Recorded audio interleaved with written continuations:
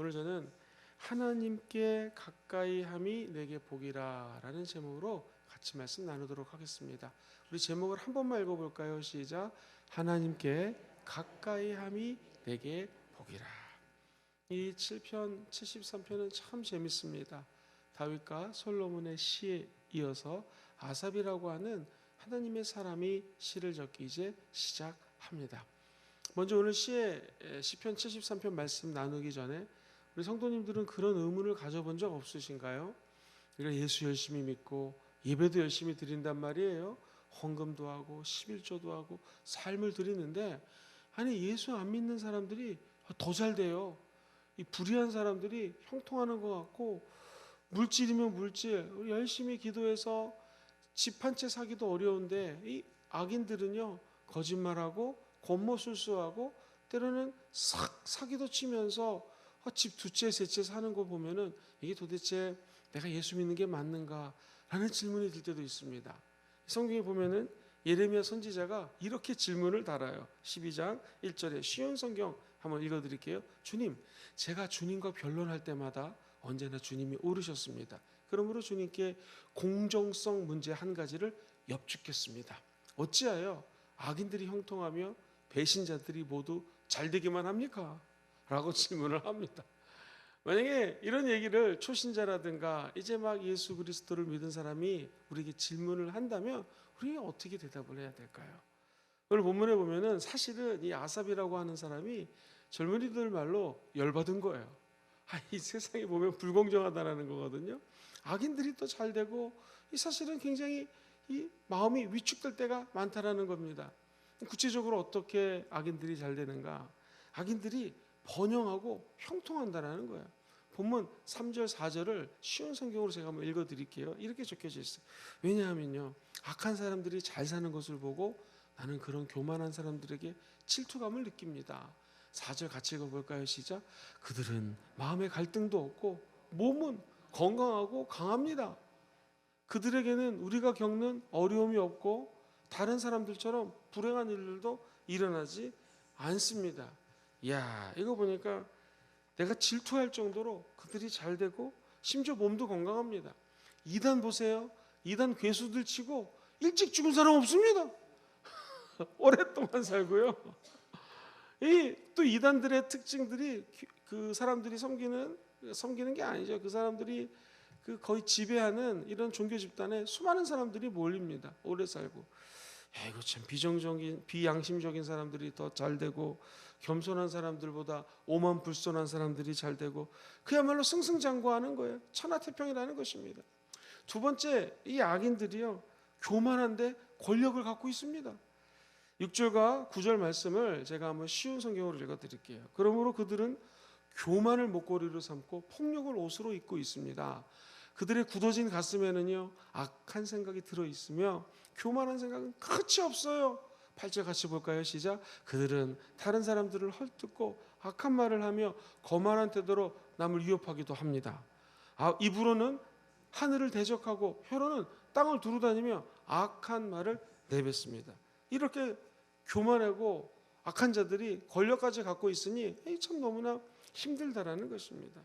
그런데 더 속상한 것은요, 인기가 있습니다. 그리고 자기 세력을 규합해가지고 이 악한 자들이 판을 치며 돌아다니는 것이 눈에 보인다라는 거예요.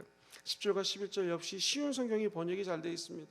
하나님의 백성들도 그들을 따르는 무리와 한편이 되어서 물을 돌이키면서 하나님이 어떻게 알겠는가? 지극히 높은 하나님이 뭘 알고 계신가? 라고 말을 하면서 심지어 믿는 사람들조차도 이 악의 세력에 가담하는 모습을 보면 너무나 속상하다라는 거예요. 우리 입장에서는 거룩한 백성을 세상에 잃는 것이고 세상 사람들이 규합을 해서 인기를 누리고 자기 세력을 하나로 결속시키는 거 보면 속상하다라는 것입니다. 그리고 경건하게 사는 사람들이 있죠. 예수 믿는 사람들이 고난도 당하고 더 손해보는 거 보면서 퀘스천이 생긴다라는 거예요. 질문이 생긴다라는 거예요. 12절 13절 보면 이것이 악한 자들이 사는 방식입니다. 언제나 편안하게 살면서 재산은 점점 늘어나만 갑니다. 내가 무엇 때문에 마음을 깨끗이 했단 말입니까? 내가 죄를 짓지 않고 성실하게 살려는 것이 도대체 무슨 소용이 있단 말입니까? 14절 같이 읽어봐요. 시작. 나는 하루 종일 고통을 당하였고 매일 아침마다 보를 받고 있습니다. 너무 힘들다는 거. 아예 13절 가면은요, 내가 깨끗하게 살아온 것이 이거 허망한 게 아닙니까? 그렇죠. 주의 종들 되는 신학생들, 전도사님, 목사님들 만나서 가끔 상담을 합니다. 그러면 교수님, 저는요 어렸을 때부터 예수님 믿고 술도 안 먹어봤습니다. 담배도 안 펴봤습니다. 그런데 나는 왜 이렇게 고생합니까? 쟤네들은요 막 어쩌고 하면서 그런 마음속에 허전함이나 허탈함이 믿는 사람들, 심지어 주의 종도 들 수 있다는 것입니다. 그런데 오늘 이 시편이 참 재미있는 것이 이걸로 끝나지가 않아요. 이 하나님의 사람이 17절에 보면 답을 찾는데 개역개정에는 이렇게 적혀져 있거든요. 하나님의 성소에 들어갈 때야 그들 악한 자들의 종말을 내가 깨달았습니다. 쉬운 성경 한번 읽어보겠습니다. 시작. 그러나 하나님의 성전으로 나아가서야 비로소 그들에게 무슨 일이 일어날지 깨닫게 되었습니다. 다른 성경은 하나님의 성소에 들어갔더니 내가 해답을 얻었다라는 거예요. 인생에 수없이 많은 질문들, 저도 있고 성도님들도 계시죠. 이 질문들 성소에 들어올 때 깨닫게 된다는 것입니다. 오늘 우리가 이 아침에 하나님께 나와 기도할 때 의인의 종말이 무엇이고 악인의 끝이 무엇이며 우리 인생의 질문에 해답을 찾는 그런 새벽 되기를 주의 이름으로 축원드립니다.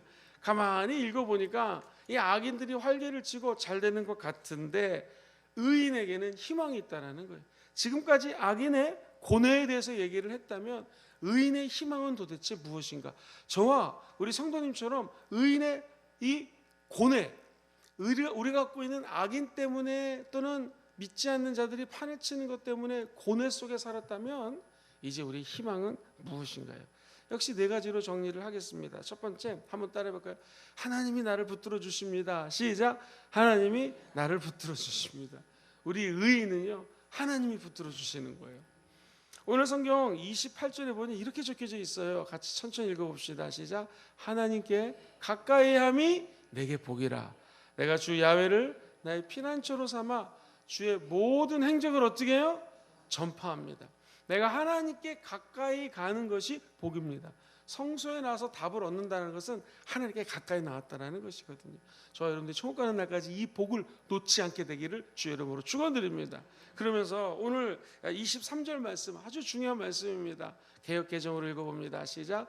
내가 항상 주와 함께하니 주께서 내 오른손을 어떻게 해요? 붙들어 주셨다는 거예요. 우리 하나님께 가까이 가면 복이 있는데 그 복이 이 악인처럼 권력을 규합하거나 물질을 갖거나 세상적으로 장수하거나 이런 것도 복이지만 우리들의 최고의 복은 하나님이 우리와 함께 하시는 거예요.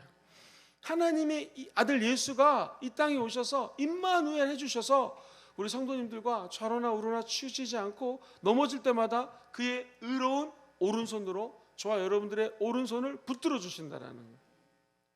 이 오른손이라고 하는 것은 영어로 right라는 단어를 쓰거든요. 네가 옳다 할 때 you are right 그렇게 얘기를 합니다. 이게 오른쪽이라고 하는 것은 하나님의 이 오른손을 상징적으로도 의미하지만 언제나 옳은 방향, 의의 길로 쉴만한 물가로 그리고 푸른 초장으로 저와 여러분들을 인도하신다라는 거예요. 왜? 우리의 영혼을 소생시키시고 자기의 이름을 위하여 의의 길로 인도해 주시는 하나님의 옳은 의사결정권을 저와 여러분들이 끝까지 따라갈 수 있다는 것입니다. 얼마나 큰 축복입니까? 재미있는 것은 이 right라고 하는 단어는요 장자권이라는 말을 씁니다. 야곱이 장자권 때문에 구약에 보면 수없이 많은 장자권의 스토리들, 이 장자권은 하나님의 모든 유산을 받을 수 있는 권리가 장자권이거든요. 그러니까 우리 주님이 의로운 손으로 저와 여러분들의 오른손을 붙들어 준다라고 하는 것은 세상에서는 우리가 어떻게 살지 모르지만 하나님의 자녀가 하나님이 주시는 모든 분깃을 받아 누릴 수 있는 축복과 형통함이 열린다라는 거예요.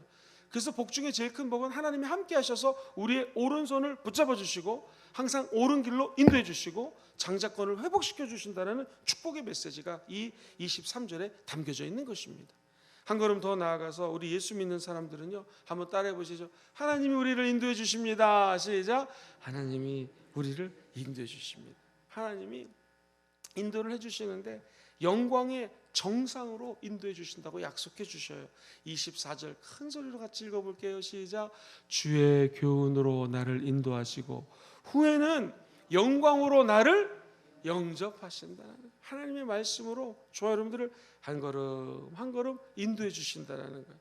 그래서 우리가 앞으로 100년 100세까지 살지 80세까지 살지 아무도 모릅니다. 근데 확실한 거 하나는 천국 가기 전까지 한 걸음 한 걸음 인도해 주시고요. 장래에 영광에 하나님의 은혜 가운데 영광으로 저와 여러분을 영접해 주신다는 거예요. 어제 장례가 있어서 장례식에 갈 때마다 하나님께서 감동을 많이 주십니다. 나는 비록 죄인이고 연약하나 나를 영접하실 터이니. 사람이 사람을 영접하면서 와 박수를 치며 환영해 줘도요 얼마나 기분이 좋습니까? 남편이 집에 들어갔는데 아내와 자녀들이 아빠 오셨어요, 여보 왔어요 환영을 해도 남편들 기분이 너무나 좋습니다. 그런데 하나님이 우리 같은 죄인들을 저 천국에서 영접해 주신다라는 거예요. 나의 달려갈 길 다가고 내 몸이 전제처럼 하나님께 드려지는 날이 다가옴을 나는 직시하고 있는데, 사도 바울의 고백이죠. 하나님께서 나를 향하여 의의 면류관을 예비해 놓고 영접할 준비를 해 놓으신 것을 사도 바울이 봤다라는 것입니다. 우리도 마찬가지입니다. 주의 종이든 아니든 우리가 상관없이 예수 믿는 사람들은 이 땅에 살면서 힘든 일도 당하고 어려운 일도 당합니다. 그러나 우리를 주님께서 영접하실 터이니 그날을 고대하면서 주님의 의로운 인도하심을 한 걸음 한 걸음 천국 갈 때까지 저와 여러분들이 받게 되기를 예수 이름으로 축원드립니다. 한 걸음 더 나아가서 하나님은요 우리 의인들을 축복해 주십니다. 25절 말씀은 26절과 연결이 되는데 이 25절은 유명한 말인 것이 찬양 가사에 많이 인용돼요. 이 말씀이 바로 이 시편 73편 25절이 말씀입니다. 하늘에서는 주 위에 누가 내게 있으리요, 땅에서는 주밖에 내가 뭐 할 리가 없어요. 사모할 리가 이 땅에는 주밖에 없다라는 거예요. 그러면서 26절 시작. 내 육체와 마음은 쇠약하나 하나님은 내 마음의 반석이시요 영원한 분깃이라는. 이 반석은 뭐예요? 하나님은 우리 마음의 반석이 되어서 요동치지 않습니다. 그리고 일반적으로는 고대 근동의 지형들은요 참된 반석, 진짜 반석은 저 높은 곳에 올라가 있습니다. 그러니까 하나님이 내 마음의 반석이라는 것은 내 마음이 요동치지 않고 흔들리지 않는다는 것이요, 한 걸음 더 나아가서 우리가 힘들고 피곤합니다. 시편 기자의 말씀처럼 내가 사모할 사람이 하나님밖에 없는데 마음은 쇠약하고 내가 너무나 힘들고 어려울 때 하나님이 저 높은 곳에 위치해 있어서 나의 피난처가 되신다는 거예요. 하나님의 반석 되심은 내 인생에 흔들리지 않는 요동하지 않는 마음을 주실 뿐만 아니라 어렵고 쇠약할 때 우리의 몸과 영과 혼을 안식할 수 있는 피난처가 바로 하나님이시라는 것입니다. 그러면서 오늘 시편 기자는 영원한 분깃입니다 라고 표현합니다. 이 분깃이란 말을 제가 어저께 한번 조사를 했거든요. 분깃은 너무나 재미있는 의미를 담고 있어요. 하나님이 우리를 행복하게 만드는 터전이라는 거예요. 우리 하나님이 저와 여러분들을 풍족하게 만들어주는 보금자리를 만들어주신다는 거예요. 우리 하나님이 잘 살게 해줄 수 있는 기본적인 밑바탕을 만들어준다는 게 분깃입니다. 저와 여러분들에게 오늘 이 하나님의 분깃이 함께하기를 주의 이름으로 축원합니다. 우리를 행복하게 해주시고 우리에게 모든 것들을 예비해 놓으시고 잘 살게 하시고 풍족하게 하시는 이 하나님의 은총이 저와 여러분의 영혼 속에, 아니 우리 삶의 모든 상황 속에 함께 하시기를 주의 이름으로 축원드립니다. 부모는요 자식이 뭘 하기 원합니다 하면은 뒤에서 어떻게 하면 도와주려고 이리 애를 쓰고 저리 애를 씁니다. 아니 어린아이가 태어났을 때 제가 깜짝 놀랐습니다. 젊은 부부 집에 신방을 갔는데요, 애가요 뭘 먹다가 맛이 없으니까 아빠 그러더니 지가 먹던 거를 뱉어가지고 아버지 집에 입에다 집어넣는 거예요. 제가 그걸 보면서 저게 아버지다. 지가 먹다가 더러운 거 아버지 입에다 갖다 집어넣는 거 보면서 우리 인생이 마치 하나님을 아빠 아버지라 부르는 것이 정말 우리가 힘들고 어려울 때 영원한 우리의 요동치 않는 무게 중심을 잡아주신 하나님 아버지, 분깃을 주시는 아버지에게 우리가 더럽고 추악한 걸 드리면 아버지는 또 그걸 받아서 먹는 것을 보면서 하나님 아버지가 저런 마음이겠구나 라는 생각을 한 적이 있습니다. 그렇습니다. 이 땅에 살면서 우리도 쇠잔하고 곤고하고 피곤할 때가 많지만 하나님은 좋으신 하나님 아버지십니다. 그리고 우리를 위해서 예배해 놓으시고 분깃을 준비해 놓으신 참된 하나님이신 것을 믿으시기를 주의 이름으로 축원드립니다. 마지막으로 오늘 시편 기자는 이렇게 얘기를 합니다. 우리가 승리할 수 있도록 하나님이 도와주신다라는 거예요. 27절 말씀 같이 한번 천천히 읽어볼게요. 시작. 무릇 주를 멀리하는 자는 망하리니 옴녀같이 주를 떠난 자를 주께서 다 멸하신다라는 거예요. 음녀처럼 하나님을 영적으로 배반하고 떠난 사람들 잘 되는 것 같죠? 그런데 성경은 무섭습니다. 하나님이 그들을 다 멸절시킨다라는 것입니다. 영적으로 보면 이 땅에서 승승장구하는 사람들 같지만 여러분 지옥 아이고 끔찍합니다. 말로 형언할 수 없습니다. 그래서 우리가 끝까지 예수를 전해야 되는 것이 지옥의 처참함이기 때문이기도 합니다. 우리가 예수 믿고 구원받는다는 것은 어찌 보면 우리 눈으로 볼 때 악인들이 더 잘 되는 것 같고 형통한 것 같고 의기양양한 것 같지만 기억하십시오. 우리 의인들은 하나님이 분깃을 만들어 놓고요. 영적 전쟁에서 승리의 길도 예비해 놓으셨음을 끝까지 확신하시기를 주의 이름으로 축원드립니다.